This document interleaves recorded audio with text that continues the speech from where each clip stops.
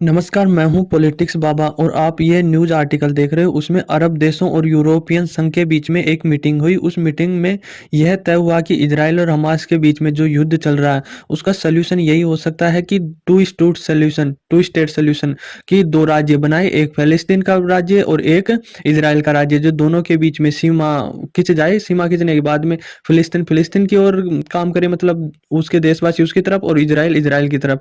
तो ये जो लड़ाई चल रही है इतनी तगड़ी तरीके से चल रही है, उसका सलूशन कहीं नहीं दिख रहा है। जो इसको लेकर अरब देशों ने और यूरोपियन संघ ने एक मीटिंग बुलाई। मीटिंग में उन्होंने बोला कि यह इसी प्रकार से थम सकता है, बाकी इनमें कोई वो नहीं दिख रहा, कोई भी वो नहीं दिख रहा भाई। इस प्रकार से उधर इजराइल भी हटने को राजी नहीं है और इधर फिलिस्तीन हमास के आतंकवादी भी हटने को राजी नहीं है। तो इन दोनों को सल्यूशन में एक ही है। वैसे तो देखो, इजराइल खूब दो रहा है इसमें, गांजा पट्टी में उनके जो आतंकवादी संगठन है हमास को। अब हमास जो समाज के बीच में रहते हैं, जो निर्दोष लोग हैं उनके बीच में जाकर लड़ता है, तो उनकी वजह से उन मासूम लोगों की भी जानें चली जाती है। जो कोई बाल है, बच्चे हैं या औरतें, उनकी भी इसमें जाने जा रहे हैं। उसको ही विरोध कर रहा है, जैसे अमेरिका भी विरोध कर रहा है, यूरोप भी कर रहे हैं, इंडिया भी कर रहा है। भाई ऐसी प्रकार की हरकतें ना करे इजराइल पर। इजराइल भी बोल रहा है भाई ये लोग जाके लड़ते ही समाज के बीच में है, आबादी के बीच में है। तो देखो, जो आतंकवाद है ना वह पनपता ही है इनके बीच में, समाज के बीच में। तो इन समाज को, जो मासूम लोग हैं उनको ढाल बना के लड़ता है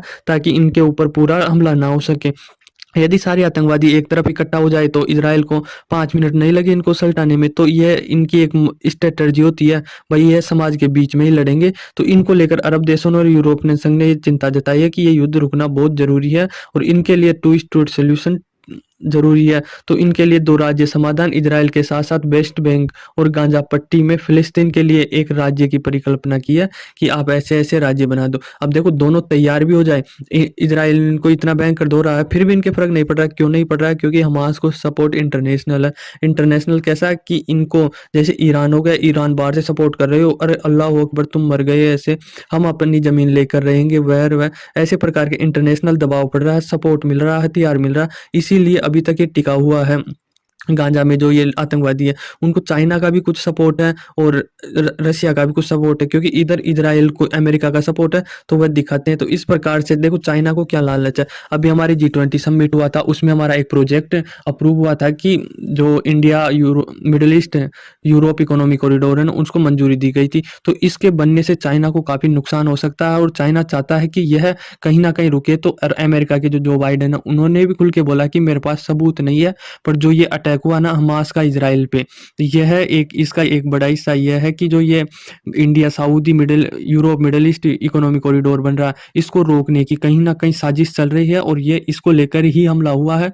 तो कहीं ना कहीं इसमें बड़ी फंडिंग चाइना की भी हो सकती है। ये सबूत तो नहीं है, पर ये लगाए जा रहे हैं वहाँ की एजेंसियां, सीक्रेट एजेंसियां, उनके द्वारा। तो उसमें सऊदी अरब ने भी साफ बोल दिया है कि आप टू स्टेट सोल्यूशन कर लीजिए, यदि हम इजराइल से संबंध नहीं तोड़ेंगे। क्योंकि हमारा जो ये प्रोजेक्ट है वह सऊदी अरब से होकर इजराइल होकर यूरोप में जाएगा। तो यह संबंध तोड़ाना चाहता है, ईरान भी तोड़ाना चाहता है कि सऊदी अरब तोड़ दे संबंध, ताकि यह प्रोजेक्ट ना बन पाए। तो सऊदी ने साफ बोल दिया, आप सोल्यूशन करो तो करो, ना करो तो मत करो, हमारे कोई फर्क नहीं पड़ता है। हम इजराइल से संबंध नहीं तोड़ेंगे, हम हमारी देश की आर्थिक व्यवस्थाओं को समझेंगे और आर्थिक मजबूरी को फायदा नहीं उठाएंगे। मतलब हम ये प्रोजेक्ट सीधी सीधी संयुक्त सऊदी अरब का यह कहना है कि हम इस प्रोजेक्ट से हाथ नहीं खींचेंगे, हम इस प्रोजेक्ट को पूरा करेंगे। और चाइना और ये ईरान चाहता है कि ये प्रोजेक्ट टूट जाए। सऊदी अगर हमारी तरफ आ जाए, इस्लामिक देश है तो इस्लामिक की कहीं भावना जाग जाए उसमें, और वह इस डील को कैंसिल कर दे, तो फिर इंडिया के पास, अमेरिका के पास कोई रास्ता नहीं होगा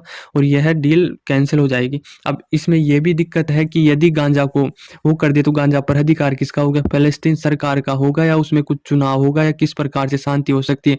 यदि टू स्टेट सोल्यूशन भी हो जाता है तो किस प्रकार से उसमें चुनाव लड़ेंगे और कौन लीडर बैठेगा, ताकि आगे जाके कोई अशांति ना हो सके, कोई हमले ना हो सके। इस युद्ध में ना काफी ज्यादा मारे गए हैं।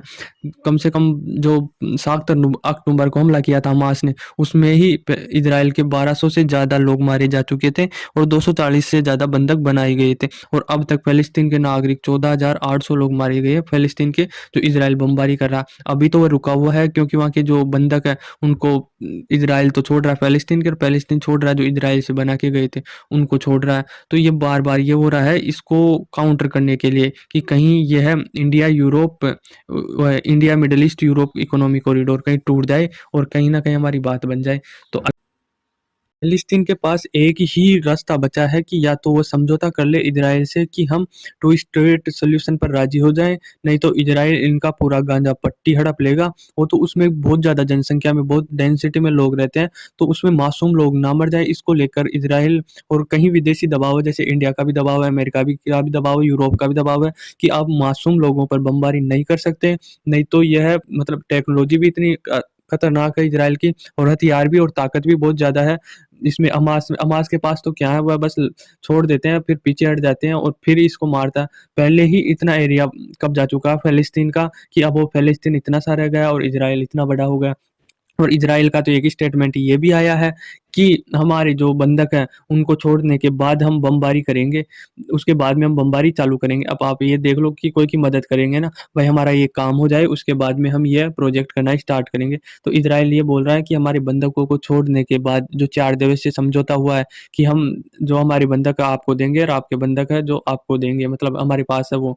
तो इसको लेकर इज़राइल ने बोला है कि जैसे ही ये डील खत्म होती है, हम दोबारा से बमबारी स्टार्ट करेंगे और दोबारा से ये युद्ध स्टार्ट होगा। तो ये युद्ध कहाँ तक जाएगा, और उसके विदेश मंत्री ने ये भी बोला है कि हम ये युद्ध 2 महीने भी चल सकता है, 3 महीने भी चल सकता है। तो इसकी कोई वो नहीं है, लंबा खिंच सकता है, पर ये है जो समस्या है इसको हम जड़ से हटाएँगे।